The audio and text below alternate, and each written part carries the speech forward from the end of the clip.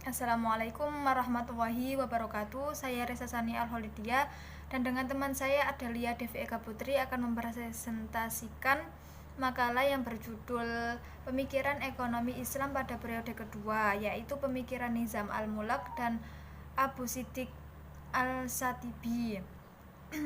Untuk materi yang pertama, yaitu biografi Nizam Al-Mulk. Nizam Al-Mulk yang nama lengkapnya Abu Ali Hasan bin Ali Ibnu Ishaq Al-Tus, lahir di Nukon di wilayah Ratkan dekat Tus pada tahun 408 atau 410.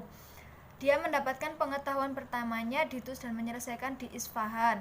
Ia mempelajari hadis dan fikih atas kehendak ayahnya yang ingin menjadikan ia sebagai seorang yang berprofesi hukum yang berguru pada Abdul Al-Somad Fundurai, dan kemudian dia belajar lagi dengan seorang alim Syafi'i bernama Imam Muwafi dan Nishapur.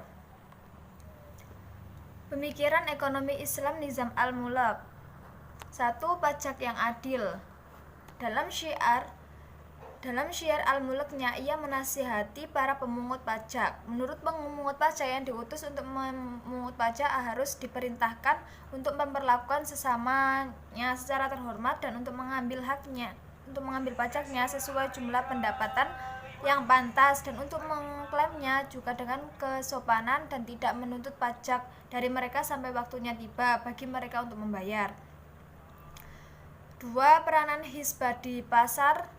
Di setiap kota harus ada muhtasib yang bertugas memeriksa timbangan dan harga serta memastikan bahwa bisnis dijalankan dengan tertib dan jujur. Ia harus berhati-hati terhadap barang-barang yang dibawa dari wilayah terpencil dan dijual di pasar-pasar untuk memastikan bahwa tidak ada penipuan atau ketidakjujuran, bahwa bobot dijaga dengan benar dan prinsip-prinsip moral dan agama dipatuhi. Yang ketiga, pentingnya tabungan bagi keluarga. Tabungan adalah sisa pendapatan yang tidak dikonsumsi saat ini tetapi digunakan untuk kepentingan masa depan. Nizam Al-Mulk menjelaskan bahwa menabung itu sangat penting untuk siapapun, bahkan seorang raja pun melakukan itu. Ibnu Sina menempatkan tabungan di urutan ketiga dalam pembagian konsumsi setelah konsumsi yang wajib dan agama. Selanjutnya akan dijelaskan oleh teman saya. Selanjutnya adalah pemikiran ekonomi Islam pada periode kedua, Abu Ishaq Al-Shatibi. Biografi Abu Ishaq Al-Shatibi. Nama lengkapnya Abu Ishaq bin Musa bin Muhammad Al-Lahmi Al-Gharnati Al-Shatibi, yang berasal dari suku Arab Lahmi. Dibesarkan dan memperoleh seluruh pendidikannya di ibu kota kerajaan Nasr, Granada, Spanyol.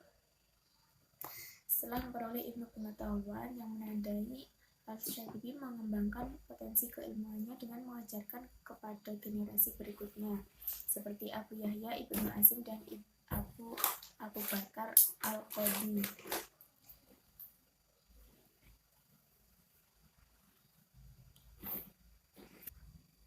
Pemikiran ekonomi Islam Abu Ishaq Al-Shatibi. Yang pertama adalah objek kepemilikan. Dalam hal ini, Al-Shatibi membedakan dua macam air, yaitu air yang tidak dapat dijadikan sebagai objek kepemilikan seperti air sungai dan oase, dan air yang bisa dijadikan sebagai objek kepemilikan seperti air yang dibeli atau termasuk bagian dari sebidang tanah milik individu. Lebih jauhnya, ia mengatakan bahwa tidak hak kepemilikan yang dapat diklaim terhadap sungai dikarenakan adanya pembangunan dam. Bisa kita pahami menurut beliau, benda tersebut adalah pemberian Allah terhadap orang banyak yang sudah menjadi milik bersama. Yang kedua adalah pemikiran objek pemilikan pajak. Menurut pandangan Al-Shatibi, pemungutan pajak harus dilihat dari sudut pandang maslahah atau kepentingan umum. Apabila tidak mampu melaksanakan tanggung jawab ini, maka masyarakat bisa mengalihkan kepada Baitul Mal serta menyumbangkan sebagai kekayaan mereka sendiri untuk tujuan tersebut. Jadi Abu Ishaq Al-Shatibi melarang konsep kepemilikan terhadap sumber daya, terhadap seorang pun yang memiliki hak atas sumber daya tertentu dan kepemilikannya mutlak milik bersama. Selain itu, konsep pemikiran ekonomi Abu Ishaq al-Shatibi adalah pemungutan pajak yang harus dilihat dari sudut pandang kepentingan umum. Sekian presentasi dari kelompok kami, kurang lebihnya mohon maaf. Wassalamualaikum warahmatullahi wabarakatuh.